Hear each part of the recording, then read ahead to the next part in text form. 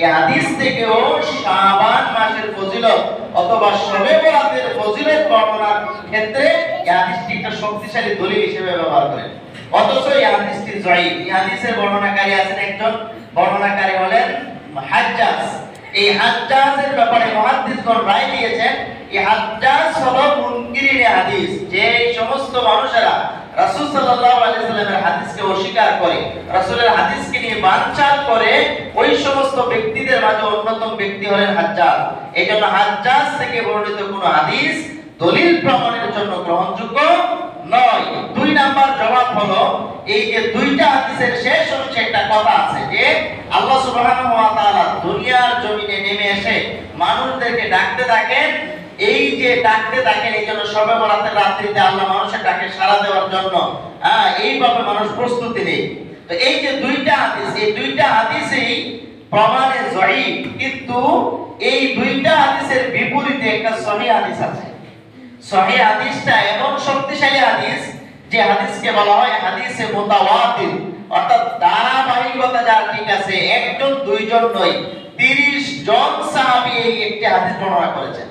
30 জন সাহাবীর পক্ষ থেকে একটা হাদিস এসেছে, আর দুইজন সাহাবীর পক্ষ থেকে একটা হাদিস এসেছে, আবার এই দুটোর বর্ণনাই দুর্বল। তাহলে আপনি কোনটা মানবেন? এই যে 30 জন সাহাবী থেকে যে হাদিসটি বর্ণিত, এই হাদিসটি রাসূল বুখারী মুসলিমের হাদিস। আল্লাহ রাসূল সাল্লাল্লাহু আলাইহি ওয়াসাল্লাম বলেন, ইয়ানসিলু রাব্বুনা তাবারাকা ওয়া তাআলা হিনা ইয়াবকা সুলুসুল লাইলিল আখির। আল্লাহ সুবহানাহু ওয়া তাআলা দুনিয়ার আসমানে নেমে আসেন যখন রাতের 1/3 বাকি থাকে। রাতের এক অংশ বাকি আছে, অর্থাৎ রাতের শেষ ভাগে আল্লাহ সুবহানাহু ওয়া তাআলা দুনিয়ার আসমানে নেমে এসে বলতেছেন, আলামিন মুস্তাগফিরিন বা মুগফিরালা আলামিন মুস্তারদিন ফারজুকা, যে কে আছো আমি আল্লাহর কাছে ক্ষমা চাইবে, আমি আল্লাহ ক্ষমা করে দিব। কে আছো আমি আল্লাহর কাছে রিজিক সন্ধানে, আমি আল্লাহ রিজিকের ব্যবস্থা করে দিব।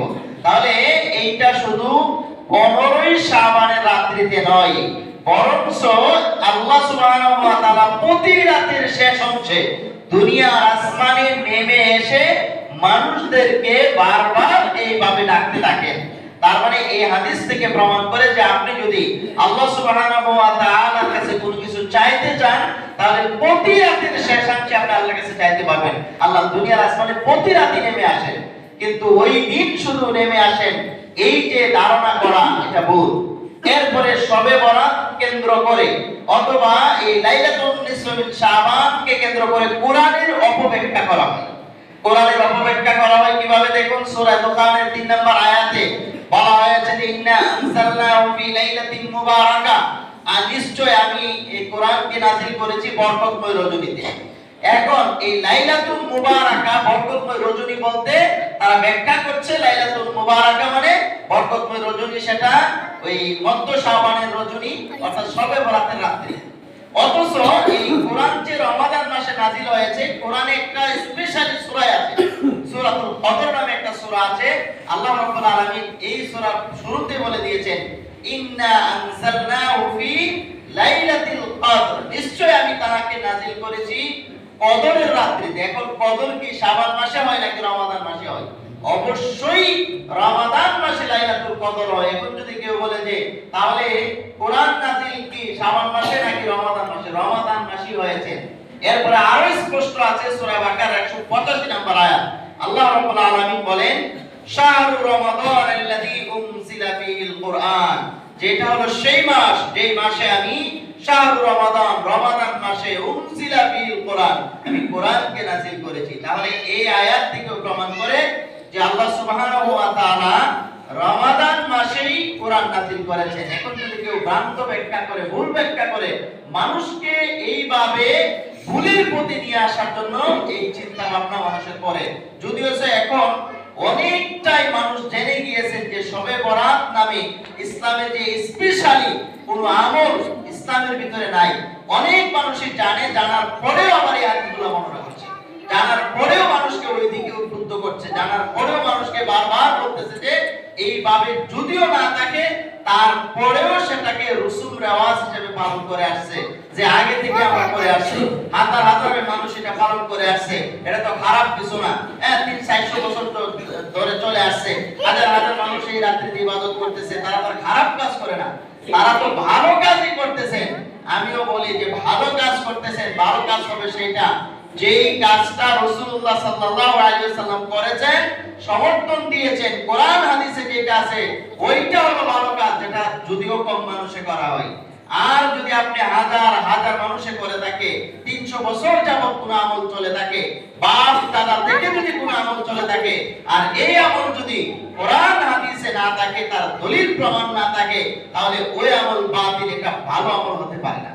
সহিহ মুসলিমের 1758 নম্বর হাদিসের বর্ণনা, আয়েশা রাদিয়াল্লাহু তাআলা আনহা থেকে বর্ণিত, তিনি বলেন যে মান আমিলা আমালান লাইসা আলাইহি আমরুনা ফাহুয়া রাদ্দুন, কেউ যদি কোন আমল করে তাহলে তার এই আমল গ্রহণযোগ্য হবে না। লাইসা আলাইহি আমরুনা, তাদের এই আমল যদি আমাদের আমলের সাথে না মিলে তাহলে ফাহুয়া রাদ্দুন, ওই আমল বাতিল।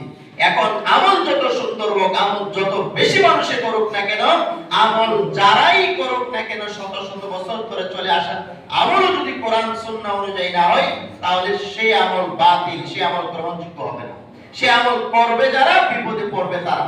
এইজন্য শবে বরাত কেন্দ্র করে অথবা শাবান মাসের এই লাইলাতুন নিসফ মিন শাবানকে কেন্দ্র করে একটি হাদিস আছে, সহিহ হাদিস।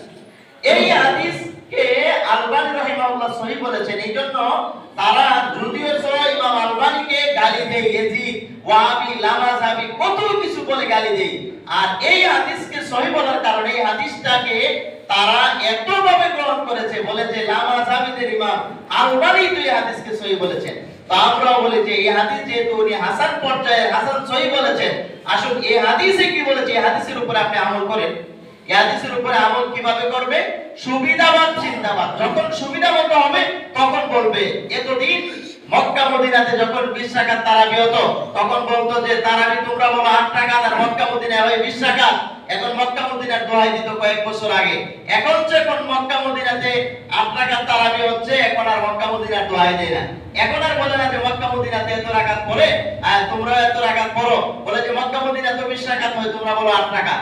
যেই এই ঘোষণা দিয়েছে, এখন আর এটা চুপ থাকবে। তো আমরাও বলি আলবানী রাহিমাহুল্লাহ এই হাদিসকে সহিহ বলেছেন, আমরাও এই হাদিসকে সহিহ বলি এবং এটা প্রমাণ করি যে এটা সহিহ। তবে এই হাদিস সহিহ, কিন্তু এই হাদিস মানতে হবে তোমাদের। এই হাদিসে কি আছে?